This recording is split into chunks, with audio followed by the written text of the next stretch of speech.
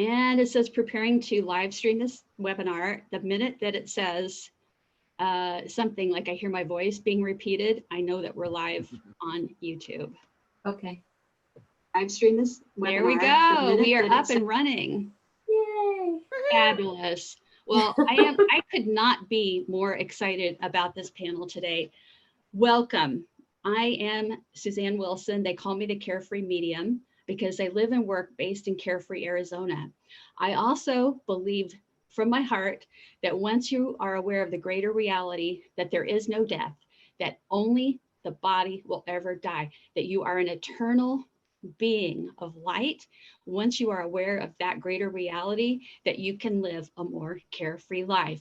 But let's face it, you guys, right now in the world, we have a lot of chaos, we have a lot of division, and even we have a lot of sad people. And in fact, I don't do these panels just to have something to do. These panels have been a special series that my spiritual team, my guides and angels around me said, Susanne, bring the brightest and the most helpful, hopeful and healing people together and give people hope and give people direction on their path in turbulent times. And so I'm doing this for you. I invite you to share this broadcast with everyone that you know. You never know when there's a ripple effect, when you're going to share some information with somebody and they're going to help someone else, because the divine source uses you right in place where you are. And today what we're going to talk about is how to be resilient. And originally when I invited this panel, it was how to be resilient post-pandemic, how to pivot, how to get your act together, how to get ready for this change in the world. And now since then we have the race riots and we have a conversation, hopefully lots of conversations going on right now about how we can better accept, respect, love, and have compassion for our fellow human being. Now, if you know someone or if you yourself have ever had losses, grief, addiction, you are in the right place, because the three guests that are here today are healers through their thoughts, their words, their actions, through the teachings that they present, and they have walked the path of healing. So they know what they're talking about. None of us are going to be preaching to you from way up high. It's not like we're way up here talking to you down there. We are all in this together.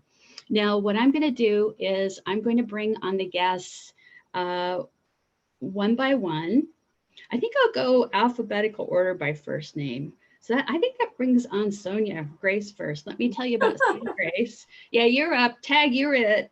Sonja is an internationally known mystic healer and an award-winning author of 6 books. Her most recent book is called Odin and the 9 Realms Oracle.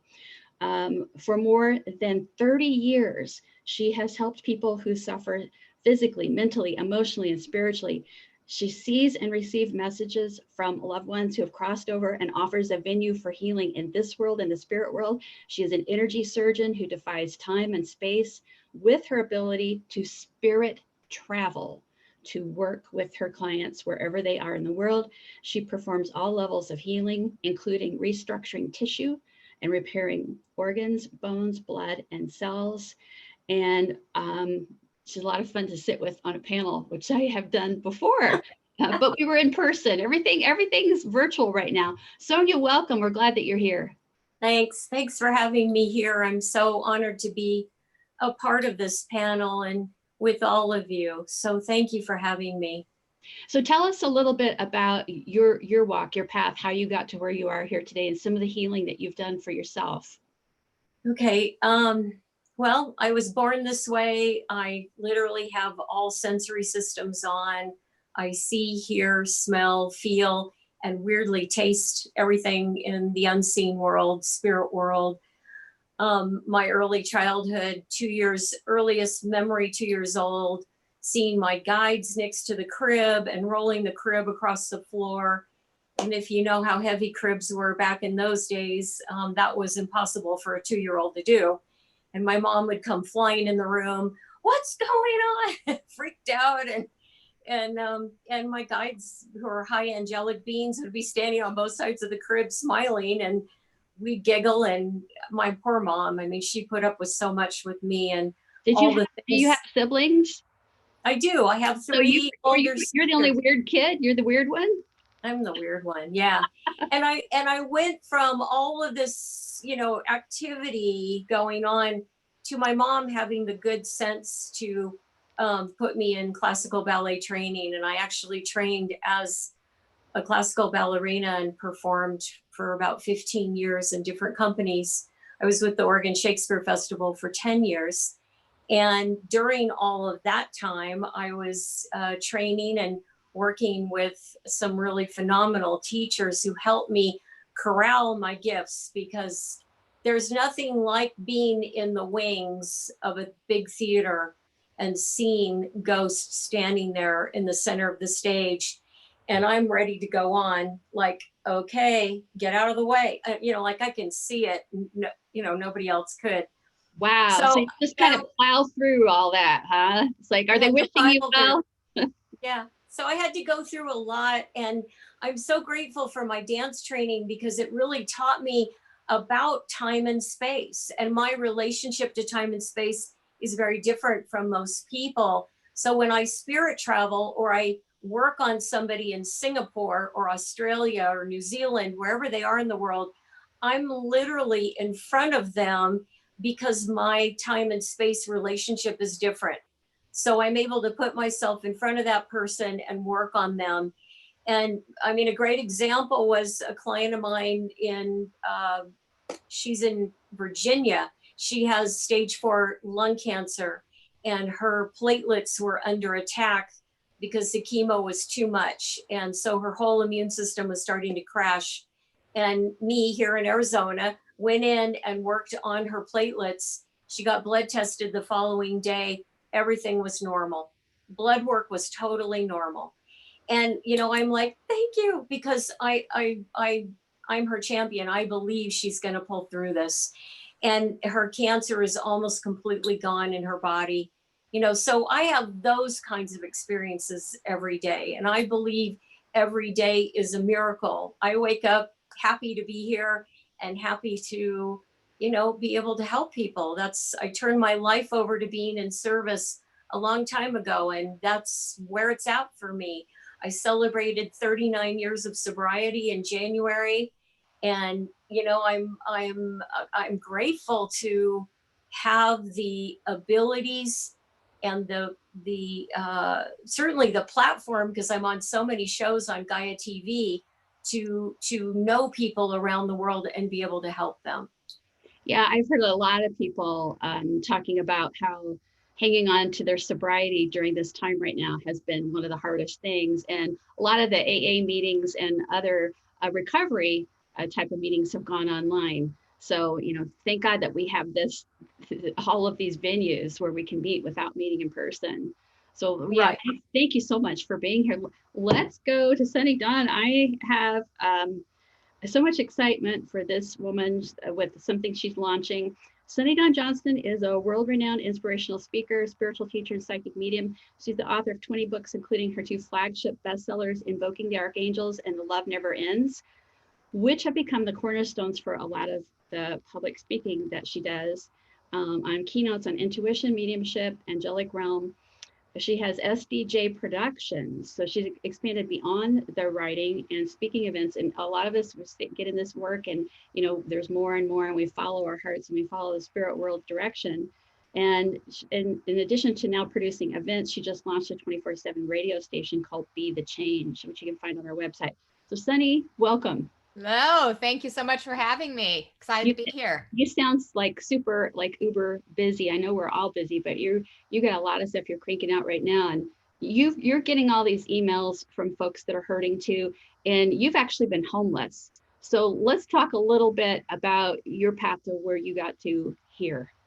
Well, I started out not quite as young as Sonja. So I kind of had the experience at the age of 13. I woke up in the middle of the night one night and saw my guardian angel and felt my guardian angel. And that I didn't believe in angels. I was raised in Salt Lake City, Utah, So experiences like that, which then developed into seeing deceased people and spirits, ghosts around people, that didn't go over real well in the area that I was being brought up in. So yeah, they're looking at you with the raised eyebrow. For sure. We were the weird house on the corner. Absolutely. And so what happened for me was I was having these amazing experiences that I was seeing and experiencing and feeling. And then there was nobody else having them and nobody really believing me and thinking I was a little nuts. So I did this whole push-pull experience for about 15 years where I had this amazing experience and then I would push away and then I would open up and then I would push away with spirit and with my angels and guides. And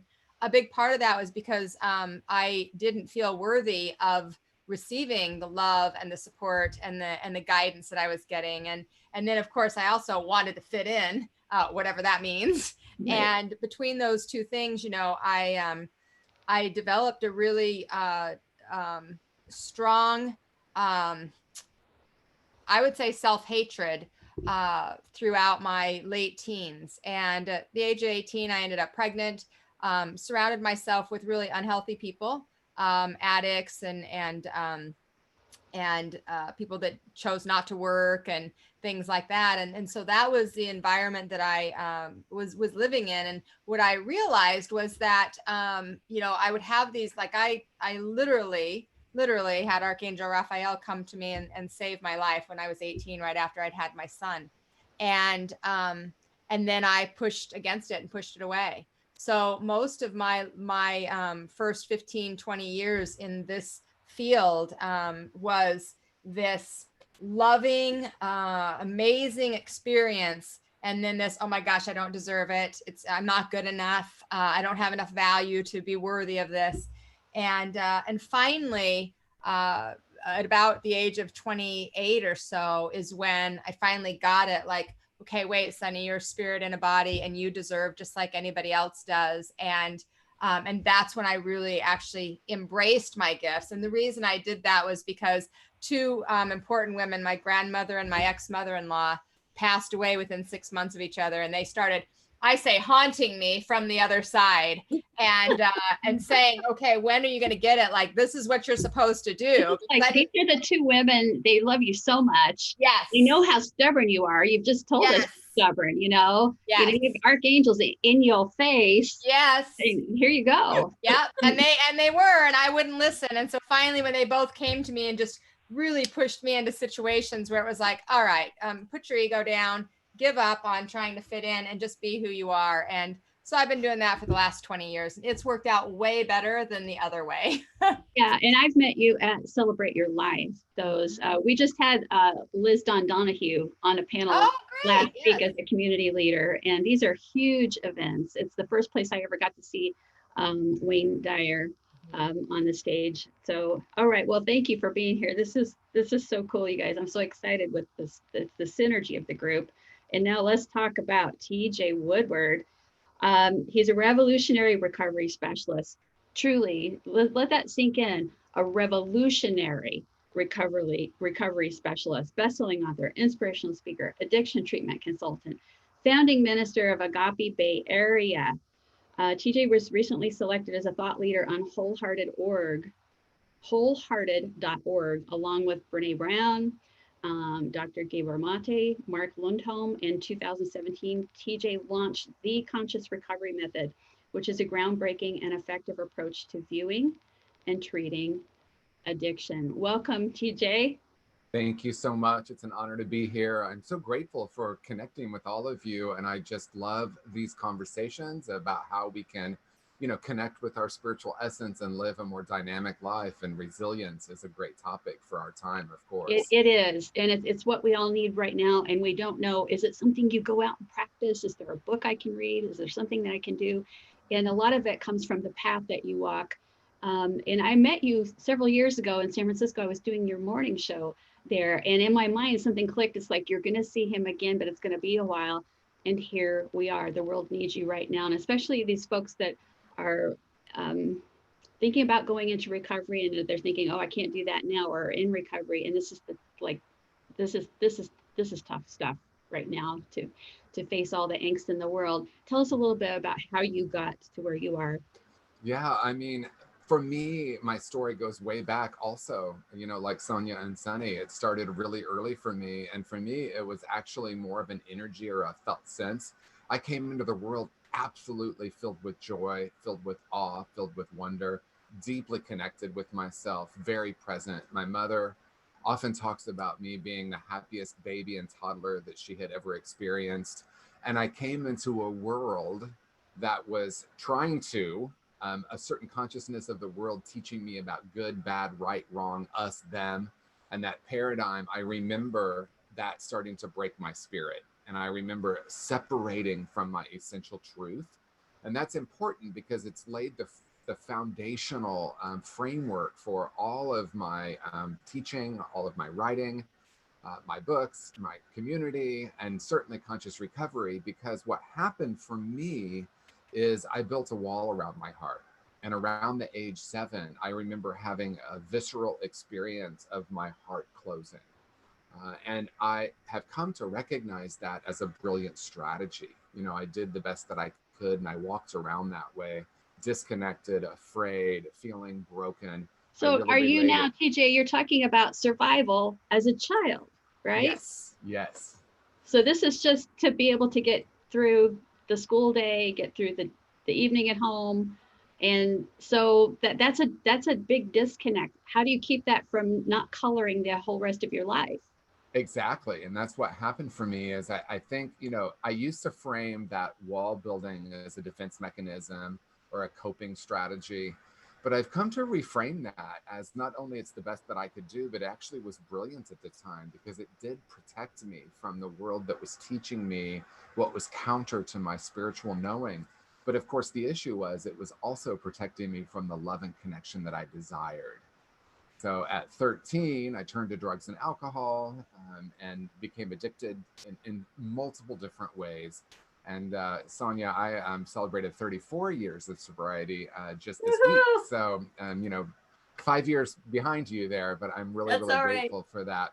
And so conscious recovery was born out of my experience because I've recognized working in the addiction treatment field that there's so much focus on the brokenness of the person. There's a lot of diagnosing, there's a lot of labeling, and there's a lot of like, I'm the person that has the answer. I'm the counselor or the doctor, and let me help you. And in my own experience, we come into this world as whole and perfect spiritual beings, and recovery is really about returning to that and taking a look at what needs to be unlearned. In my experience, how I view the clients I work with has a profound effect. And so if I'm looking for what's broken or damaged, we're probably going to have a higher probability that we'll find it. So conscious recovery is founded on underneath all addictive behavior as a whole and perfect essential self. Okay, so being broken or having that feeling of being broken open, it can be the best thing that happens.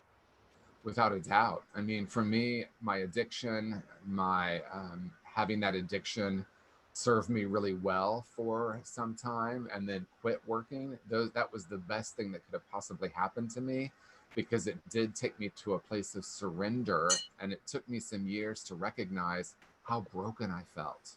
You know, Sunny was talking about this. I'm not worthy. I'm not good enough. And in my experience, most humans are carrying around that some degree of shame. And it seems like people that are addicted have more than our fair share, I guess you could say, of those false beliefs. So that seems to be one of the root causes of addiction in my experience is that shame. Okay, good, good, good. All right, so think about that, folks, that shame has been a root of addiction and other self-destructive behaviors. So let's hold on to that thought. I want to go to a question from our live audience right now. And Kimberly has a question here. Kimberly, I'm going to unmute you. All we can see is your first name. We won't see your face on the screen. You're not seen on the screen. Okay. So don't worry about that. Please ask your question. I started reading and I thought, oh, we've got to talk to you. And I'd like for the panelists to actually hear your voice. So go ahead and please ask the question that you gave us. Sure. I suffer from lupus and I have chronic pain and illness daily. And my son is in spirit as well. Last September, I had a near-death experience where I saw my son and experienced the afterlife, where I didn't have any pain, any illness. There was so much joy and love. And my son said to me that I wasn't able to stay because I had more work to do. And there was some things that I needed to accomplish in regards to my soul journey or soul plan. And so I'm just wondering, I don't want to, even though it's tempting to want to rush back there to escape some of the sadness and illness and pain that I feel in this body that I have now. I want to know how I can go about finding what my soul purpose is. I don't want to leave this world without accomplishing that task.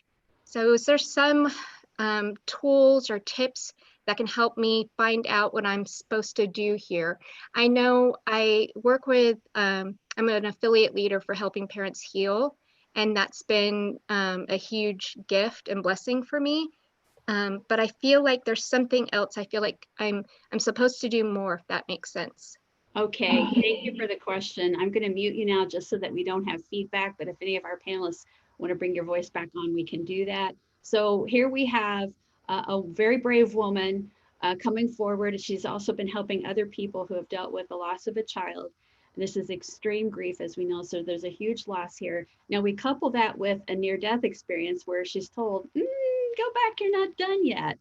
And so I think I can see all the panelists, and I can see all their wheels turning in the aura. I am clairvoyant, you see. And I think I'm going to start with Sonja, and then we'll see what everyone has to say. Sonja, what would you like to say to this woman? Well, first of all, I work with people all day long. I start at 8 o'clock in the morning. I usually don't get done until 8 o'clock at night. I am booked out through September. I work on everything around illness and pain and loss and all the stuff that she just talked about. Yeah, the lupus. I forgot to even mention lupus. I have a sister that has lupus, and it's just a daily thing of what's it going to do today. But the main point of every person's illness is what is the emotional content underneath that? What is stored in the body that is causing the illness? I work with cancer all day long. So I'm doing processing work with people, talking with their inner child, excavating the emotional wounds out of the body so that there is room to heal. Because if we don't approach the inner work and do the inner work, what are my emotional wounds? How are my emotional wounds tied to my karma? What is karma? Karma is unresolved emotional wounds. So all of this stuff is key to doing the healing work for any kind of disease. Well, we have to go in. Sonja, let me interrupt you here. Sonja, do you believe that every illness has an underlying basis from the emotional body, or do you believe that sometimes SHIT just happens? Are you asking? Who are you asking? Yeah, you, Sonja. Do you believe that every illness? Okay, you do. All right. Okay, I've been doing healing work for 39 years. Okay, I believe that every illness that we're dealing with is the emotional wounds from childhood that are lodged in the body, unresolved resentment, unresolved illness or pain, abandonment, betrayal, you name it, it's in the body. And it festers and gets worse if we don't do the inner work. So it's the advice is to do the inner work, find out absolutely the root cause. I mean, if she were calling me for an appointment, man, I would go into the lupus, find out what is really the trigger and the cause on emotional level, and then maybe do some healing work on her. But most importantly, have her go through the processing to discover what that is. Right, because ultimately all healing is self-healing. Yeah. We choose the healing. Edgar Casey would agree with you on this as well. Who else would like to jump in on this one? You know, I would say also that it's likely her son is in spirit. It's likely, number one, he has some vision that she may not recognize right now in where she is, and that the lupus or the pain that she's experiencing is likely also a lot of grief. We see that a lot when people, especially parents, lose their children. We store that energy in our body. Especially I see mothers that tend to feel like we have some responsibility in not keeping them alive because we birthed them, and somehow it's our job to keep our children alive. And so oftentimes there's grief and there's guilt, and that also manifests and inflames the illness that may already be there. So I would suggest to you, Camberly, to dig into the emotional component always. I always look at emotion as well. I agree 100% with Sonja that there's an emotional foundation to all of this. But I would look and focus on the grief, especially since your son was coming to you with this information. And it's likely part of the message is that you can do the healing to release and be free from the pain and actually live a different type of life than what you've been living. Okay. Wow. There's some powerful insights here. I'm glad this is recording because I have a feeling, Kimberly, you might need to hear this a couple of times. Also there is a risk here of having some kind of behavior, a coping behavior that's not too healthy. And so I wonder, TJ, if you can speak to how to know when you're starting to get addicted, whether it's shopping or whatever, or drinking or whatever it is. I mean, how does that work? Well, and I thank you so much. Yeah, and Camberly, I so appreciate your vulnerability. And I want to actually go back to, the question of purpose. And I will, of course, Susanne, speak to also the addiction and the possible addiction as a strategy, a strategy for managing the sense of disconnection. But yeah, I have identified one of the root causes. So in conscious recovery, I look at the 3 root causes of addiction as unresolved trauma, spiritual disconnection, and toxic shame. And as Sonja was saying so beautifully, when we have trauma early in life, which is every human being, because we come in as spiritual beings, and most of us don't go to the first day of kindergarten and are taught to stand up and say, I'm a whole and perfect being just the way I am. I'm an infinite being of light and love, and I am unlimited potential. Right. So we get these messages. Don Miguel Ruiz calls it the domestication of the human. And I love that because it's trained out of us. What we know as a child being fresher from the other side is trained right out of us. Exactly. So that all gets locked in the body. And that's all disease comes from a sense of something being unresolved from the past because the body keeps the score, as we know. Right. And so the body keeps the score. Yeah. Ooh, that's tweetable. Okay. I would love to say that's mine, but that's the name of a great book. Mm-hmm. The Body Keeps the Score. I thought it sounded familiar. Give credit where credit's due, right? Right, but then we can turn to something outside of ourselves to try to feel whole again.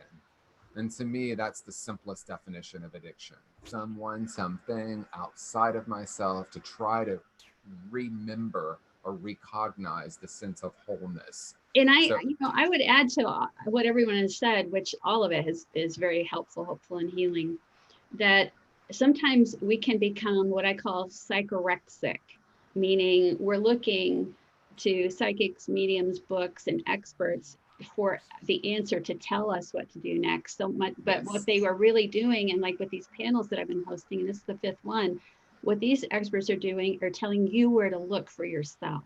Amen. And that is huge, right? To recognize that the answers are within. Yeah, you are the prophet. You are the answer. And in many ways, by continuing to just keep looking, and I've talked to people that have spent, one woman told me she had spent 6 figures on going to workshops and seminars and around the world in a year. In a year, I'm like, did you find what you're looking for? And that's what I call like a psychorexia, like keep looking outside. What I would recommend is put together your own roadmap, like look at what all of these folks and all these books and all these things are saying and take a little piece here. It's like a spiritual buffet, a little piece here, a little piece there, and start writing. And you do not have to be a great writer, but I'm a huge believer in keeping the journal, you know, of the thoughts, feelings, emotions, the days that you're up, the days that you're down, and the signs, symbols, synchronicities, dream visits, interventions you feel. You know, sometimes you'll run into a person and they're an angel in disguise. I also happen to feel like the creator, the source, has put you right in place where you are for a reason. You don't need to get up and move and go across the world or whatever. You can serve right in place where you are. But right now is one of the roughest times that we've had in several generations, not since the Great Depression, not since World War II, have what we consider to be normal been upended so much. Now that leads me to my next question, and this is sort of an amalgamation of about 12 or 15 emails that I got about this panel today, and saying people keep telling us that we can heal ourselves, but are some of us meant to be addicted? Are some of us meant to stay sick and die that way because it is going to be helpful to someone else?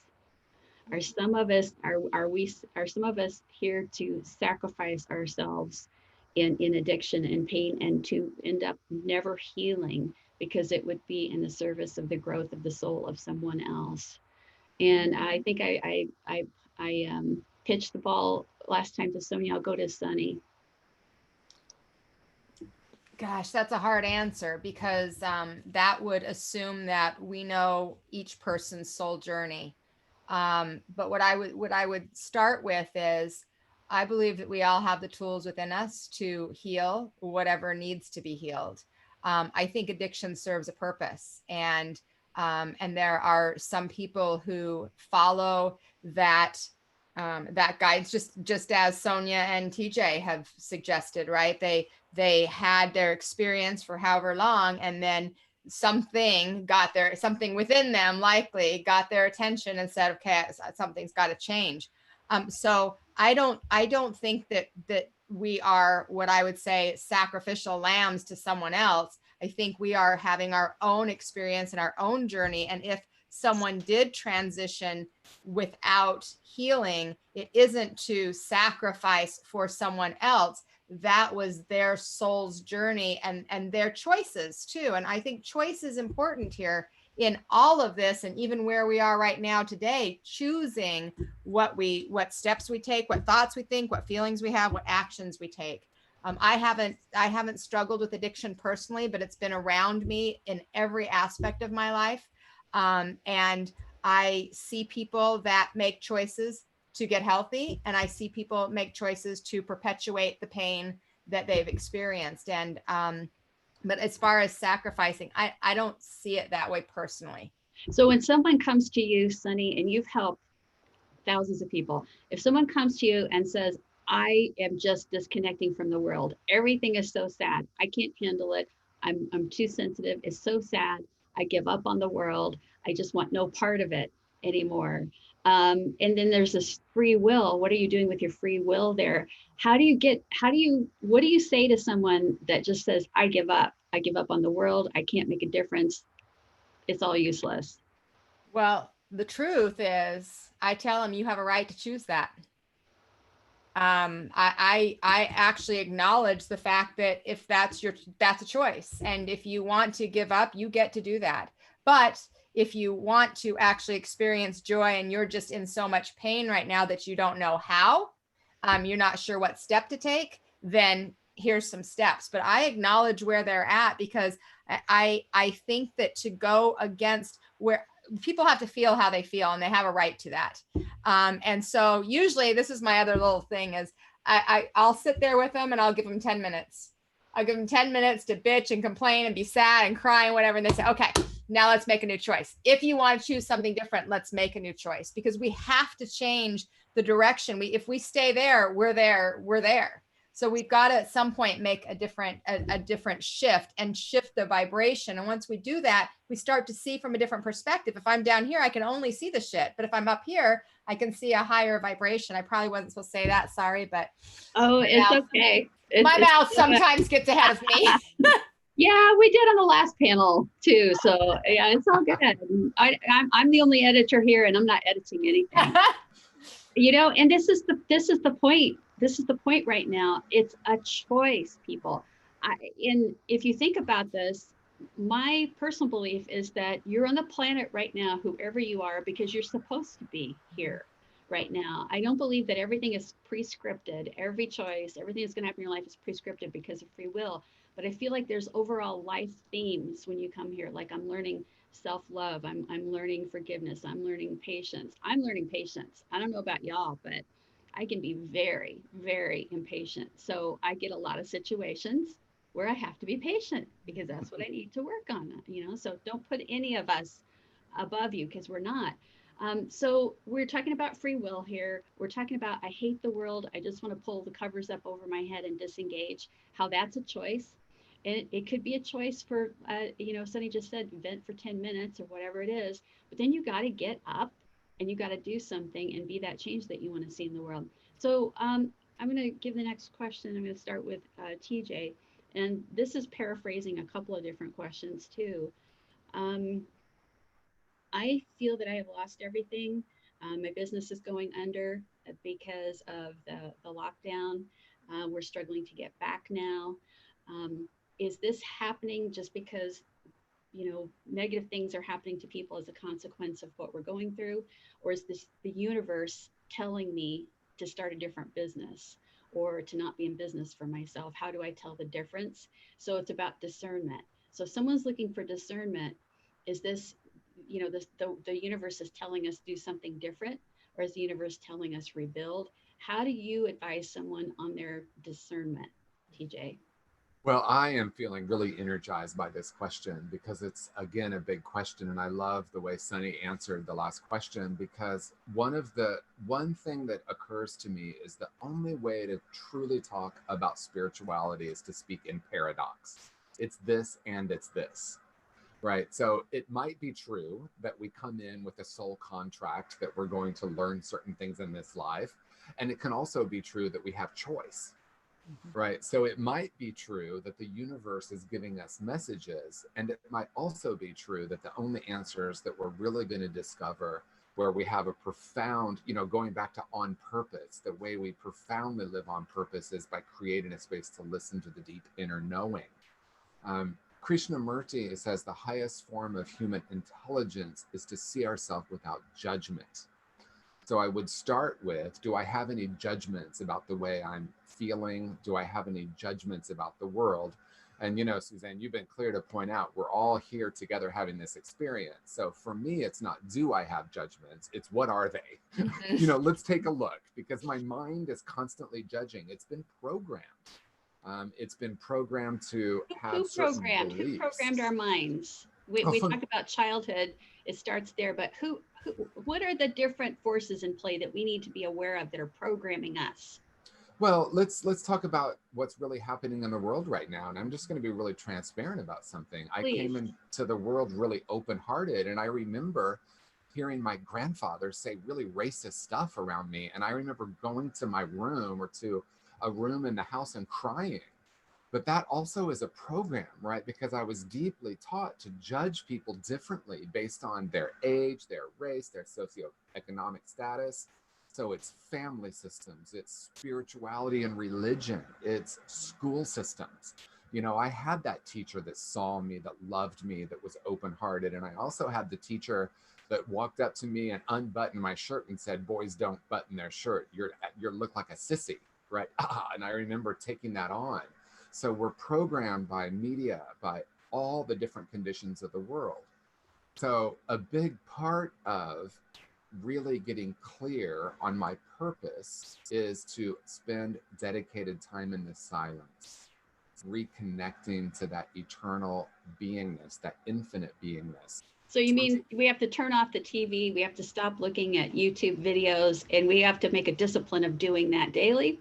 Well, I think it's both and, right? Like there are things that we can watch. I love going to the workshops. I love watching, the videos. And then there's also the answers are within me. So it's a both and, right? And we can spend years searching outside of ourselves, including is the universe giving me a sign right now? You know, in my own experience, I lost my business. I went bankrupt. All of that happened about 15 to 20 years ago because I had a deeper calling into spirituality, and everything that wasn't congruent with that needed to dissolve. I don't know if that was the universe giving me a sign or something from within that was nudging me into a new awareness. And from that new awareness, the frequency wasn't vibrating with the way I had created my life. That seems truer to me than the universe giving me a sign. I think we're always choosing, either consciously or unconsciously. And the reality is, for most of us, we're choosing unconsciously. So for me, spirituality is about bringing that unconscious into the conscious awareness so that we can really start to make different choices for ourselves and for the world. And wow, okay, my heart is like expanding so much, hearing their voices and hearing their words, you guys. And I hope you guys are feeling this too, because I don't know about you all, but I have had these moments of, first, all of a sudden I'm enraged by something I saw, and then I have to go, oh, okay, sit with that for a second, recognize it as you just feel like you have no power out there in the world, let it go. And then I look for places where I have power, where I can serve, where I can write a letter, where I can give a nominal donation that I can afford. You know, I always say give until it feels good, not until it hurts. I got that from a priest friend of mine, you know. So we're not powerless, but in our own lives, we're hearing from people saying, is this the end of systems? Will something better grow up in its place? So how do I, and this is a question I have from someone who's actually not here right now, but has emailed me about 10 times with the same questions, you know who you are. And the question is, will political systems, if they fail, how do we become more of a voice for the change that we want to see in the world? And I'm not talking about political strategies and things like that, but this person, I know her, and what she's really asking is, how do I connect in consciousness more now? Because there's this illusion that we're all separate from each other, but in reality, that's just the human experience that we're having, where I'm in a body, TJ's in a body, Sonja's in a body, Sunny's in a body, you're in a body, but we're all part of one universal consciousness. So the question is, how do I become part of rebuilding as systems are torn down, as things are turning like different directions? How, just in my little home where I am, how do I become part of that change? And so I'm going to go to Sonja with this question first. Okay, well, I'm really happy to answer this, but I'm going to back it up to a couple of talks ago, because I got to come in with a bigger picture. I'm an Aquarian. I can't help it. It's always the bigger picture. Do your thing, girl. We love it when you do. I'm doing it. Okay. So we all have karma. Karma is unresolved emotional wounds from past lives. Many of us have past lives that go all the way back to Atlantis and Lemuria. Many of us incarnated at the end of Atlantis and Lemuria and agreed, yeah, okay, let's do the next phase of humanity. And I talk about this in my book, Spirit Traveler. It's like we have been incarnating lifetime after lifetime after lifetime, hoping, desperately hoping that we don't have amnesia every time we get born into the new life that we're in. But you know what? We all have amnesia. So we don't always remember what those karmic threads are of where we come from. Okay, but so let me have you could just explain for some people who've never heard that term used that way. The amnesia, it's like the forgetting of who you are as a soul and past life experiences, right? When you come in. Yes, but if we go into what our emotional wounds are in this lifetime, we can easily thread and connect to past lives. Oh, I felt abandoned. My father left when I was 2. Oh, look, I've got abandonment in past lives. This is an ongoing theme. And when we're born, when we're in the womb, in our mother's womb, until we're 3 years old, we are imprinting all the psychology of mom and dad. Everything good, bad, and ugly becomes our psychology. By the time we're 4, we're actually cycling these patterns. We are starting to repeat patterns So when someone comes to me and says, I was molested at 12, I'm like, okay, we're going to work on that, but I'm going to take you back much earlier, because this is a pattern that got created in your emotional wounding package deal when you were much younger.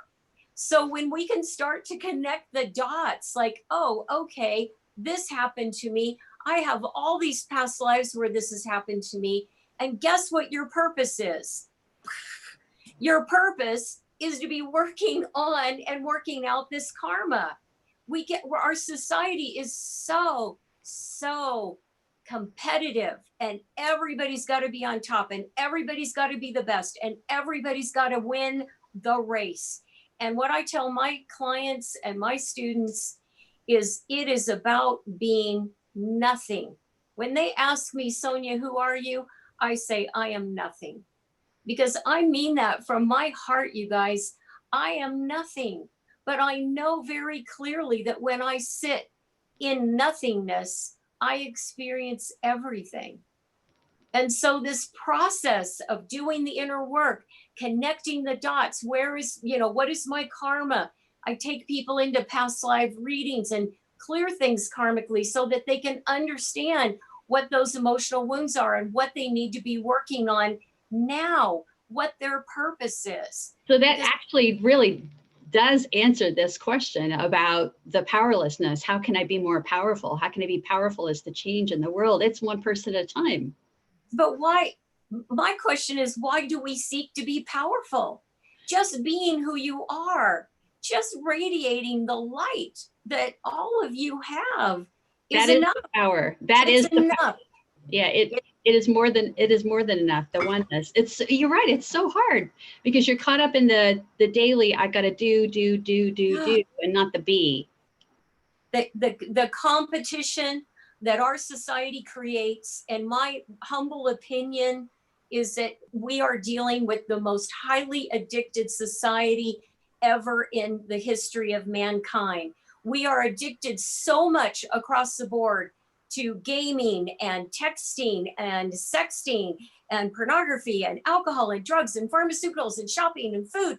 We are so addicted, we can't see the forest through the trees. And this is the bigger piece that overlays all this need to recognize our karma and really, really do the inner work. Whew, I'm done. Woo, girl. Yes, she's flying high. It's good stuff. So what do you say to that person that says, I want to take the first step? I'm going to do my first step on my own. I'm going to assess myself right now. What would be the first thing they would do? Well, first thing I would do is learn how to meditate. That's the best way to go within. Good. And sitting in the power is one of the things that we train for in mediumship. And it's not even meditation, and it's not thinking, it's not receiving messages. It is simply amping up and recognizing that light that is within you and letting it shine brightly and merging with the bigger light that is the one, the all, the nothing, the being. And so, yeah, that's been a very, very helpful thing for people too. And what we have to get over is, I don't feel like I'm doing anything. Mm-hmm. I'm just sitting here, not having thoughts. I don't feel like I'm doing anything. Let that be okay. It's a big obstacle for folks. They want to feel like they're being active. Right. Either of our panelists want to add to this? Yeah, I would love to add to that. Thank you, Sonja, so much. That's really so powerful, to use the word, because I think that we have been trained, because we have been programmed to believe that power is actually force. But power is actually reconnecting with the paradox of the nothingness of my individual self, like the ego self, the ideas, the beliefs, the programs, the who I think I am. As that dissolves and I rest in the nothingness, I know that I don't have to do, it's about being. But then conscious being leads to conscious doing. And that's been the number one issue on our planet. We believe we are our personality self. We believe we are our collection of ideas and beliefs. That's why we opinionate. That's why we're at war with. That's why all conflict happens. When I rest in the deepest truth of who and what I am, I recognize the paradox of my purpose is to do nothing. but to be everything, and not that personality everything, but really recognize, wow, I'm an infinite creative power, one with infinite power. And here's what's great about that. Then I don't have to fight anymore. I can be that light in the world. So I might still be called to have political action, but not from a place of this is so horrible, I need to fight it. We are so programmed that we literally send someone to their grave and we write an obituary, she lost her battle with cancer. Why do we battle? That's one of my biggest pet peeves of Me all too. time. Lost the battle. So Really? we're swimming in it. We don't even realize we're swimming in this idea of good, bad, right, wrong. Yeah. Yep. Woo-wee. So our purpose is to be the light, and then the action comes from that. Yeah. And we can actually, and Sonja, I think you would agree with this, and Sunny, is that we can actually remove that karma simply by recognizing who we are, because karma is not an outside force. It's internal, as Sonja said. It's unresolved. It's the unresolved. Right, but the big piece, and I know you understand this. The big piece when it comes to that turning on is that the person has actually really dealt with the ego, because most people grow up with a false ego. They're in dysfunctional families. They don't learn what self-love and self-appreciation is. So their ego is false, and it's like an incredible firewall for your computer. It's like Norton, and it's going to protect you no matter what, even if what you're doing is dysfunctional. So we have to learn how to, like really come to terms with and go through some kind of death process with the ego in order to exactly do what you're talking about. That's the battle we want to lose, is the ego. That's okay. We can lose that one. Yeah. Lose the other battle. Yeah. Put that on the memorial plaque. Exactly. Right. So lost the battle with her ego. You work a lot with angels, Sunny, and I know that angels appear in our lives at just the right times. How can somebody watching this saying, I don't know, I'm not really an angel person, believe it or not, that used to be me. I would actually say that until I saw a 9 feet tall angel in the middle of my living room. So I had to reframe everything. But Sunny, what would you tell somebody? I've never worked with angels or called angels in before, but I hear about it all the time. What would I do to make that happen? I get that question a lot. The question a little bit differently is, why would I call the angels in when I have my guides or when I have God? And what I always say is, well, do what feels right for you. But if you're wanting to connect more with the angelic realm, what I've found is a lot of people don't feel like they can actually connect with source or God or the divine. It's too far away, let's say, too big. The angelic realm is more subtle, and it feels safer for a lot of people. Our angels are absolute unconditional loving beings. And so for many of us that are challenged with self-love and learning how to love ourselves, we can invite the angels in, and a lot of people want a very formal prayer, which you can do, but it's not necessary. They know who they are. All you have to do is ask. Just open up. Just, angels, be with me. Angels, allow me to experience you. One of the things that the angels taught me, because I didn't have a frame of reference for any of this when I was 13. I went to the library in Salt Lake City, Utah, to find out about angels after I saw one, and there were 3 books in the occult section. And one was astrology, one was runes, and one was tarot. And so I just asked them because I didn't know who else to ask. And they would just come to me and say, just allow us in. So invite and allow us in. And I didn't know what that meant. So they would give me the example, like open my arms and open my heart. And I didn't know how to open my heart. So they would say, open your arms. Opening your arms helps you to open your heart. And so I would just breathe into that space and literally just ask, be with me, guide me, support me, allow me to experience you in a way that I know your presence is here. And then get ready, because then they show up in all kinds of amazing, miraculous, unexpected ways. But we do have to allow ourselves to receive that energy. And I think that's the hardest thing is for human beings. It's hard for us to ask for help. it doesn't matter if it's from a human or from spirit. And so when we ask for help and then allow ourselves to receive it, that's this visual, giving someone something to do is really helpful. Just to open your heart, open your arms wide, because it's an intentional act. Yes. It's a signal that they'll use. And, Sonja, you've spoken a lot about the connection with Mother, Father, Nature, and the animals, and growing up on a farm, and how hopeful and helpful and healing it can be to be in nature. What are some simple things people can do? Like I live in a city, there's not a whole lot of nature here. What can I do to bring that more in? How can I connect with that energy? Well, I think there's a lot of ways, whether you have plants in your house, or you have a rock in your house, or you've got a garden outside, or you've got a big park that you can walk to, or you've got actual nature, like where I live, it's way out in the country. It doesn't matter. All you have to do is close your eyes and really ground your energy deep into the earth. And I have a very extensive grounding meditation that I teach, but the quick version is I would suggest, grow roots like you're a big tree. Grow your roots deep into the ground. Really connect, because our main purpose for being here on earth is her. Our first and foremost relationship is with her. It's not with each other. And yes, we are all karmically connected. Yes, we've known each other in past lives. Yes, we have soulmates. All of that stuff exists, but it's still very much a part of the karmic illusionary experience. So focus on connecting with the earth. Bring that earth energy up into your body, release it back down into the earth. You will feel better. So that's an intention act as well.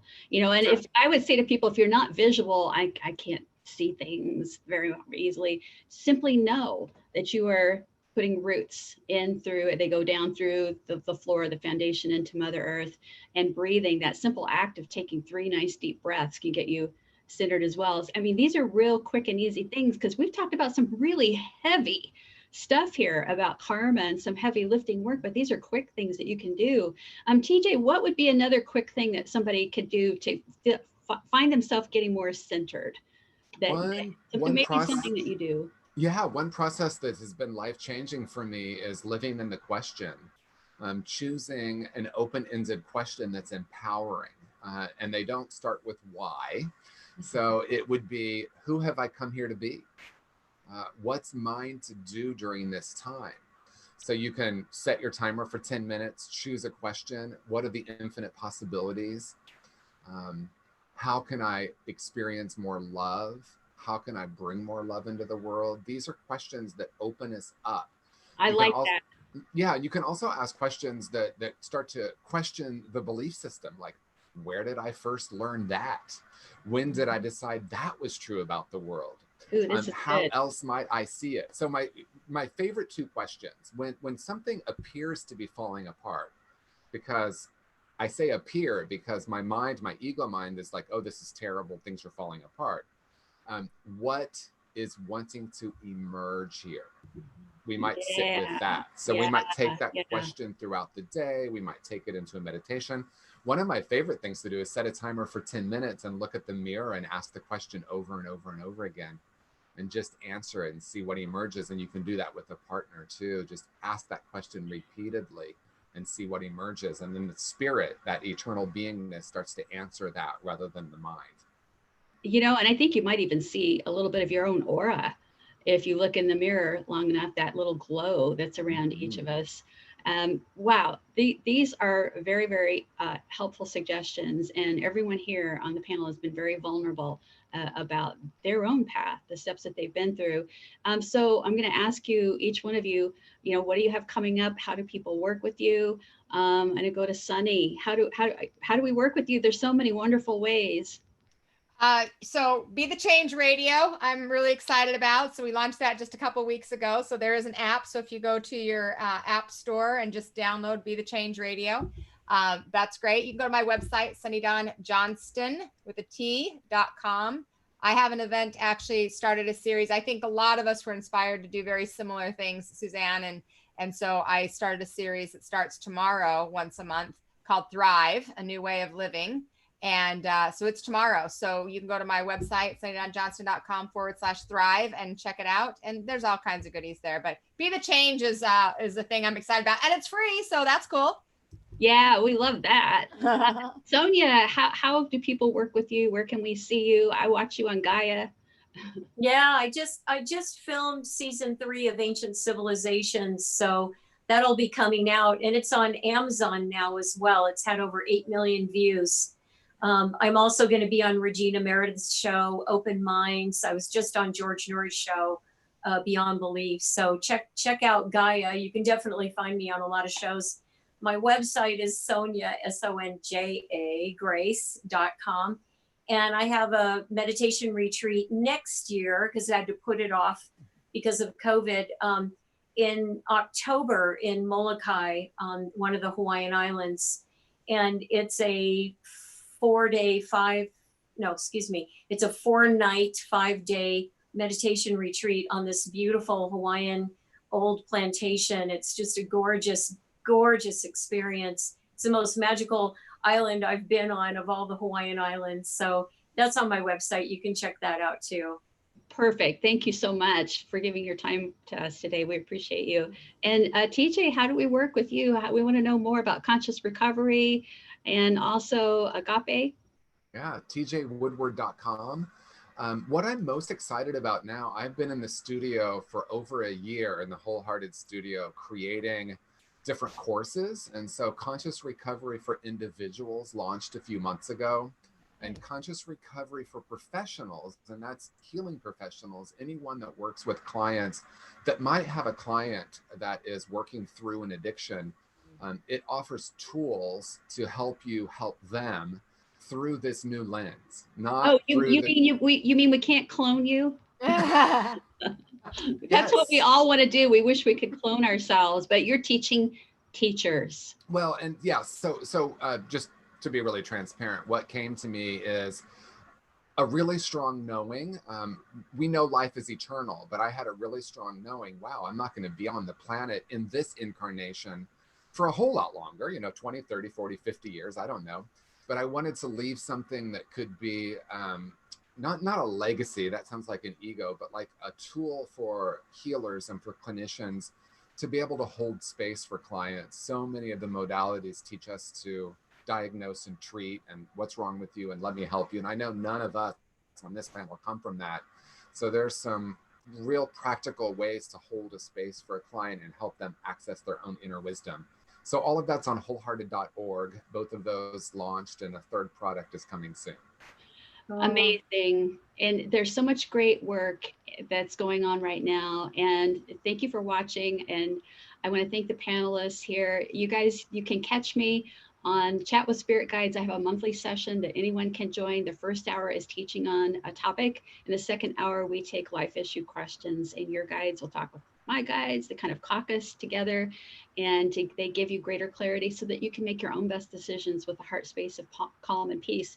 And I'm also on the Life to Afterlife series on Amazon, and it's doing very well. It's called Life to Afterlife. I'm on episodes 1, 2, and 4. I believe episode 5 just came out. Episode 4, if you want to see how 5 people next door, ordinary people just like anyone, studied with me to develop their own intuition and their own mediumship abilities. That's episode 4 is just chock full of tips like that. And I also have classes that I'm offering online now. You've seen me at a lot of international conferences. You see me on Gaia TV. I am not doing any traveling now. We just postponed our spiritual retreat in Tuscany at a villa in Montepulciano. We're rescheduling to April. So just stay in touch at carefreemedium.com. I want to say thank you, Sonja Grace, Sunny Dawn Johnston, and TJ Woodward. All of you are shining light so brightly that we appreciate you. Please know, everyone watching this replay or watching live, no one is loved more than you. You're a divine light, and whatever you're going through, this too shall pass, and know that the best is yet to come. I'm Susanne Wilson, and I'm going to say goodbye now. Bye. Bye.